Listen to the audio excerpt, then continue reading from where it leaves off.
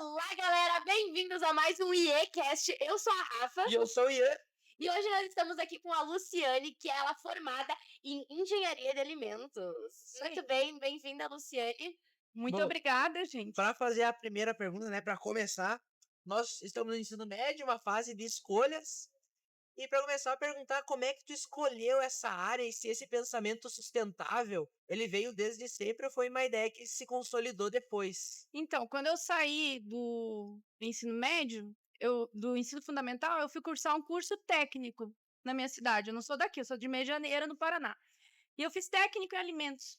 Então, o fato de eu ter feito uma formação técnica já no ensino médio orientou para a minha escolha, que foi a engenharia de alimentos depois. Né? Então, eu saí do técnico com a certeza de que eu seria engenheira de alimentos. Né? Então, foi assim que eu escolhi a minha profissão. Eu sempre tive uma afinidade para as exatas, né? Mas eu gosto muito das biológicas.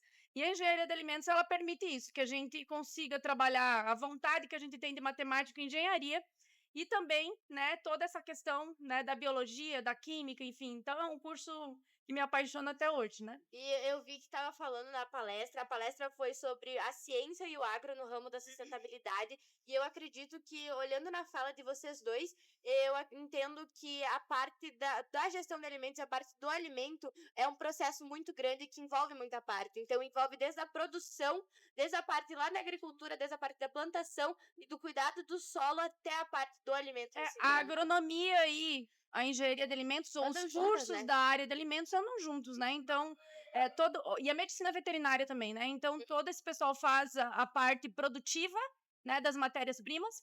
E quando essas matérias-primas chegam na indústria, elas precisam ser processadas para poderem ser transformadas, então, em produtos que são os produtos industrializados, né? Embora a indústria de alimentos nos últimos anos tenha sido bastante demonizada, se não houvesse o processamento de alimentos, existe muita fake news, né?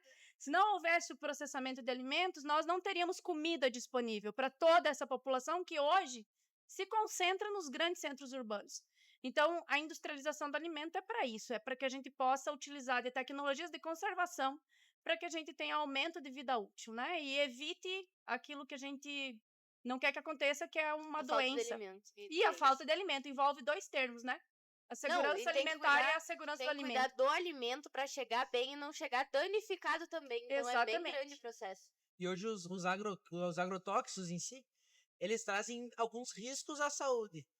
E por que tu acha que não tem tanto no mercado produtos acessíveis que não usam agrotóxicos? Então, tem se desenvolvido ciência nesse sentido, né?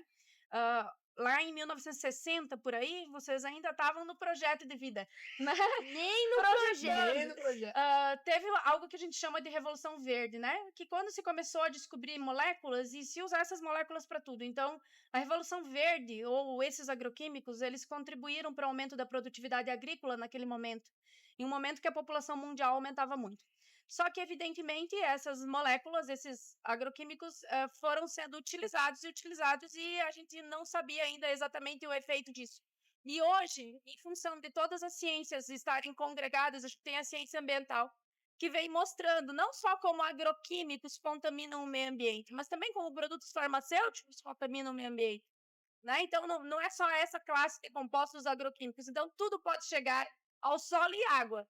E aí, agora, né, nós sabendo dessas tendências que têm acontecido, né, e que a gente precisa trabalhar a questão da sustentabilidade para que os filhos de vocês e netos de vocês possam ter vida, então a gente, como cientista, vem buscando as novas soluções. Então, tem se desenvolvido muitas outras soluções, né, que vão, não de certa forma, substituir de imediato, né, os agroquímicos, mas amenizar os seus efeitos e trazer aquilo que eu falei do bio, né? Então, hoje se fala dos bioinsumos, dos biofertilizantes, da agricultura orgânica, né? Então, tudo isso está dentro, só que nós precisamos ainda nos lembrar que precisamos ter produtividade agrícola, então não dá para sair de um esquema e ir para o outro de imediato. Por quê?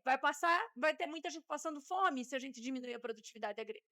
Não, e também fazer muitos testes acaba também dando muita perda, né?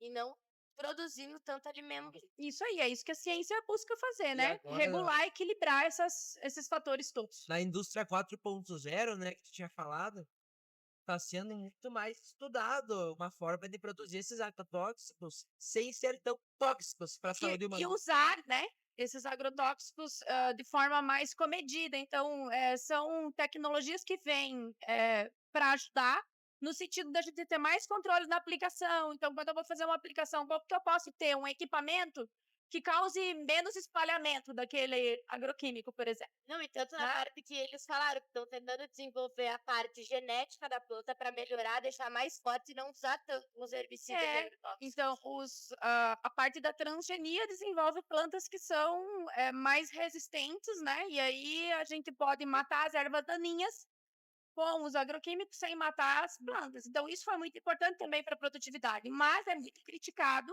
né, mundialmente, né, a questão da transgenia. Né? Então, são questões, mas a questão das críticas e dos diferentes vieses de opinião ou de pontos de vista são muito benéficos e são bem vistos pela ciência, porque aí a gente consegue, a gente não pode achar, na ciência não existem verdades absolutas, né? Então, as pessoas acham, às vezes, que a ciência é uma verdade absoluta. Na ciência existem verdades a ser buscadas, e essas verdades, elas são verdades até que alguém prove Ao contrário. o contrário ou algo diferente. Por isso a ciência é linda, né? Porque ela permite que a gente tenha esse elemento de continuidade, né, sobre tudo que a gente já fez. Né? Então, hoje a gente pode concluir uma coisa e, em função de uma tecnologia nova que venha a seguir, a gente pode conseguir estudar, né, aquele processo, aquele produto de uma forma mais profunda e chegarmos à conclusão de que a gente errou na conclusão. Então, a ciência não cria arrogantes. A ciência faz a gente... Quem entende de ciência não tem arrogância. E aí é importante fazer um estudo científico, né? E relatando as coisas.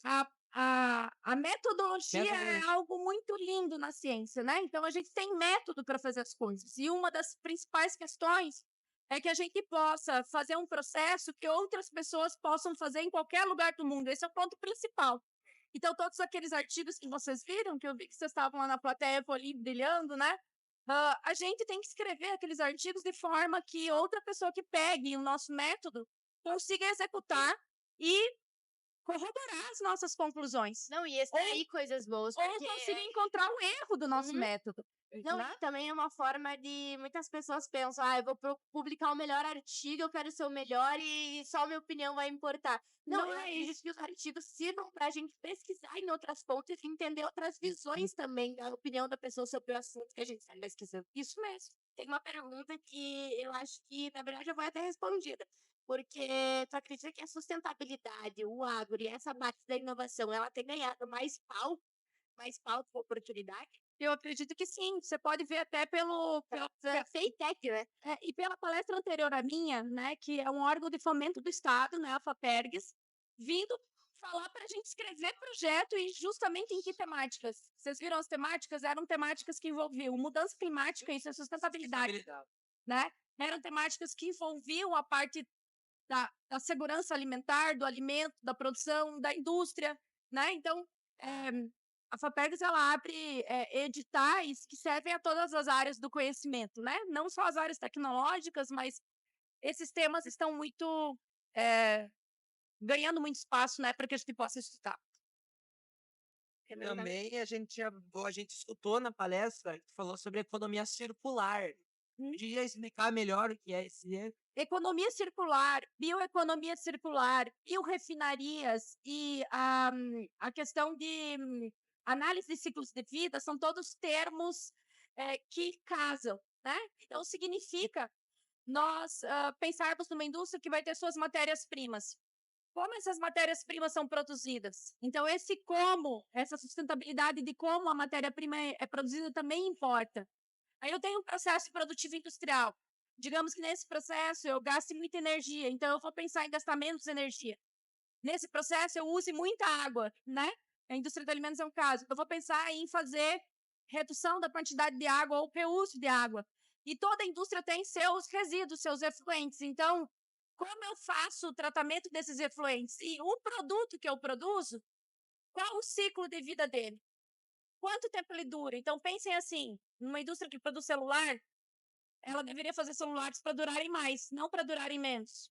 Daí vem né? a obsolescência programada. Isso, exatamente. Porque o que que eu vou fazer com esse resíduo? Né? Então é eu pensar, o que que nós vamos fazer com as placas solares? O que que nós vamos fazer com os celulares que as pessoas trocam a cada 6 meses? Tem as questões dos carros elétricos, né? A bateria, que é feita de lítio, Isso, gera muito mais poluição. tudo isso está dentro do contexto da economia circular, né? Então, por que que eu preciso comprar uma roupa nova o tempo todo? Então, tem a ver com com equacionamento de educação, né? De educação para consumo, né? Tudo isso faz parte, sem afetar a economia, né? Os dois Então, por andando quê? junto, né? Porque se a gente disser assim, ninguém vai mais comprar nada, nós vamos causar um rombo na economia, É. né? Então, todas essas equações, elas têm que andar junto. Por isso a economia circular. Eu tava dando um jeito de Juntar de fato, tudo, ligar tudo em processos, né? tudo em processo. Eu tenho uma pergunta que eu vi que tu falou sobre a substituição de produtos por produtos sustentáveis. Então, você acredita que ainda seria possível mais inovação na substituição de produtos para produtos sustentáveis e menos impactantes no meio De ambiente? agora para sempre. Esse movimento nunca vai acabar, né? Então, um exemplo bastante típico disso são as energias, né? Então, se a gente pensar nos combustíveis fósseis, exemplo das palestras que nós tivemos aqui também, né?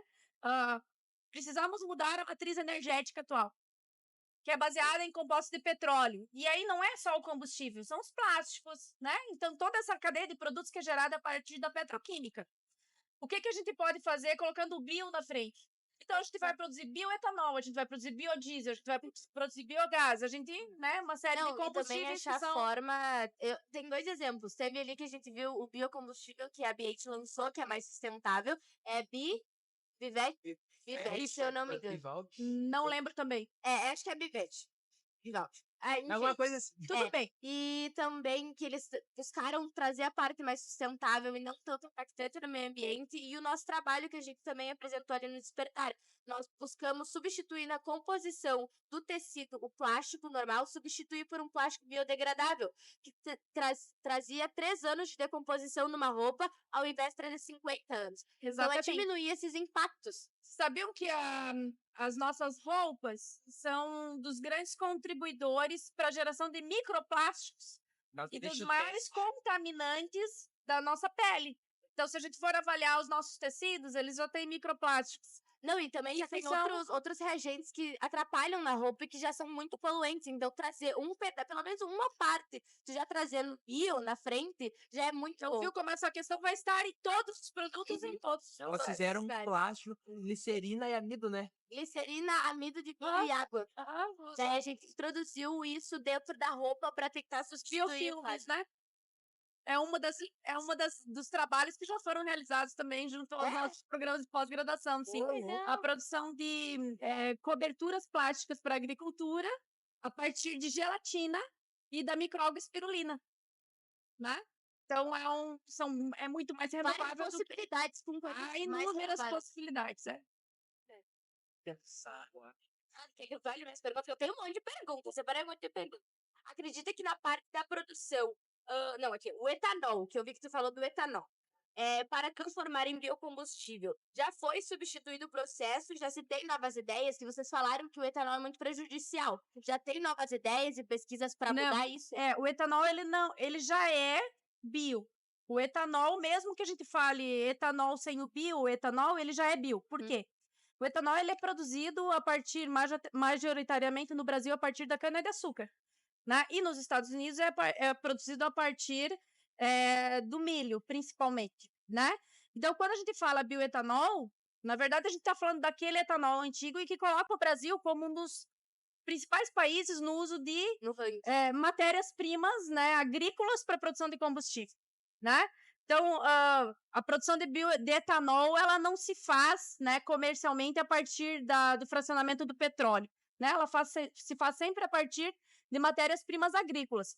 O que tem mudado nos últimos anos? Tem havido um interesse muito maior de estudos para que a gente possa diversificar a base das matérias-primas. Então, hoje a gente não usa... do etanol. Não usamos só cana-de-açúcar. Não usamos só milho. A PH está implantando, né, a partir de cereais. Mas nós podemos produzir bioetanol a partir de resíduos, ao invés de matérias-primas agrícolas que competem com a produção de alimentos do solo, por exemplo. Então, produzir bioetanol a partir de açúcar que sobra em fruta que estraga, né? Então, as frutas, quando estragam, elas estão cheias de açúcar. Os resíduos alimentares de supermercado, de fruteira, podem ser utilizados para geração de etanol. Antes disso, tem uma série de outros compostos nesses materiais que a gente pode retirar e produzir corante, antioxidante, e que vão sustentar aquela indústria, porque a energia uma commodity, é barata. Né? Então, uma empresa ela não vai se sustentar produzindo somente etanol. Foi exatamente o que o Erasmo apresentou. Né? Eles vão produzir etanol, eles vão produzir DDG, eles vão produzir uma série, o glúten vital, que são produtos que são extraídos dos cereais e que vão custar mais, vão render mais lucro do que o próprio etanol. Né? Isso é uma biorefinaria que eu falei. Que legal, né? Né? Tem da parte também que falou das ODS. Eu, na hora, quando tu falou, eu olhei para ele e falei, nosso trabalho. Nosso projeto. Porque já está sendo implantado nas escolas. Na nossa, por exemplo, já foi implantada aqui. Foi meio que obrigatório nós ter escolher uma ODS para a parte e tentar ajudar a solucionar o problema do meio ambiente. Eu acredito que a nossa geração já está trabalhando mais focada na sustentabilidade e tentando trazer novas substituições desses produtos que causam problema no meio ambiente. Eu acho a gente trabalhar os 17 ODS muito importantes, né? Porque eles englobam todas as áreas da ciência e eles trazem isso que a gente fala de inter e multidisciplinariedade, né? Então, quando você pega... Vou pegar só o exemplo da questão alimentar, a segurança alimentar. Segurança alimentar é a gente poder fornecer alimento para todos, em todos os países do mundo, de acordo com o que as pessoas queiram consumir, porque envolve um aspecto cultural, aquele da sustentabilidade social é importante, e de forma nutritiva e adequada e segura, né? Então, só pensando em alimento, a gente tem o ODS 2, vários ODS envolvidos. Porque eu vou produzir comida, eu posso contaminar os solos. Eu vou produzir comida, eu posso contaminar as águas, né? E o que eu como impacta na saúde do homem. Então entra o pessoal da saúde, da nutrição. Tudo se liga, né? Tudo se liga, né? Então isso é muito interessante. Quando a gente trabalha os ODS como uma plataforma de ensino-aprendizagem, a gente consegue mostrar para vocês, né, que estão no início, diversas áreas, né? de que a gente vai escolher uma profissão. Mas a gente é interdependente com todas as outras profissões. E que também Isso é muito todas as interessante. profissões, elas precisam dessa parte da sustentabilidade, né? Exatamente. E que tu pode também querer ser sustentável na área que tu tá atuando. Então, em todas as áreas vai Em ter todas as áreas. sustentabilidade. É para todo mundo, né? É para todos nós. E sobre a gestão de alimentos, então, que tu poderia nos explicar, assim, que fez a diferença e que fez você brilhar o olho em continuar pesquisando e seguir com essa ideia? A indústria de alimentos é uma indústria fantástica, né? Porque na engenharia de alimentos a gente dizia que a engenharia de alimentos é a ciência que sustenta a vida. Porque hoje, se a gente não tiver comida, né, a gente não sobrevive. E ninguém consegue mais estar no campo para produzir o seu próprio alimento. Então, o que essa parte da gestão ou da industrialização de alimentos faz, né? Ela estuda metodologias de conservação e estuda. Método de conservação é, por exemplo, vocês devem ter estudado já, pasteurização, Sim. tratamento térmico, refrigeração, são todos métodos de conservação. Mas a gente também se ocupa de estudar novos produtos. Então, nós vamos olhar para as populações e vamos ver o que uma criança precisa. O que um idoso precisa. E quando a gente olha isso pelo viés da ciência, a gente vai olhar e vai dizer, nossa, a indústria de alimentos desenvolveu bastante e ela já fez bastante coisa ruim também, né? Então a gente tem alimento com muito açúcar, alimento com muita gordura, alimento com muito sal. Trouxeram coisas boas, né? mas também uns O malefícios. que eu posso fazer no aspecto do desenvolvimento de novos produtos alimentícios para sanar esses problemas? Então isso é parte E das outra nossas... coisa, a gente é o que a gente come. Então, se eu Isso. como coisas que não são saudáveis, Eu vou me Exatamente. tornar uma pessoa que não é E saudável, nem é tudo verdade. que é simplesmente... Eu posso pegar uma folha e comer e essa folha ter veneno, né? Me intoxicar. Então, não é só porque é retirado da horta que é saudável, né? Então, o saudável envolve o industrializado também, só que, claro, eu tenho que olhar rótulo, isso é uma conversa para outro podcast. É bem longa, né? Para a gente poder tirar todos os vieses, né? Que a gente já encontra envolve a nutrição, né? e que às vezes, assim, são fake news, né? E, por exemplo, você falou dos conservantes, isso é algo bastante importante, né? Os conservantes vêm para ajudar a viabilidade. Então, às vezes, as pessoas acham que todo conservante que tá ali é ruim, E não, tudo depende de dose. Tem conservantes naturais, É, né? Mas o sobre sal, isso, açúcar a são gente conservantes. é mais ou menos, Conservantes. sim, entre aspas. quase. É uma conversa pra gente ter. Mas são assuntos que a gente adora trabalhar, né? E que trazem, né, essa questão da ciência de alimentos. A gente tem um mestrado na UPF, né, que fala sobre ciência e tecnologia de alimentos, e ele estuda exatamente essas questões. Legal, muito obrigada, Luciane, por Eu que fazer agradeço. parte do nosso ICast. Respondeu muitas perguntas. Eu ganhei o meu dia. A gente falar para jovem é algo que brilha muito nosso olho, né? Muito mais do que É a falar. próxima geração, né, que vai levar isso pra frente. Exatamente. Então, eu fiquei muito feliz de ver vocês dois na plateia, né? Conduzir o meu coração lá, né? Com seus olhinhos brilhando. Eu que agradeço a oportunidade que vocês me deram. Muito Muito obrigada. obrigada. Finalizamos. Tchau, gente! Tchau!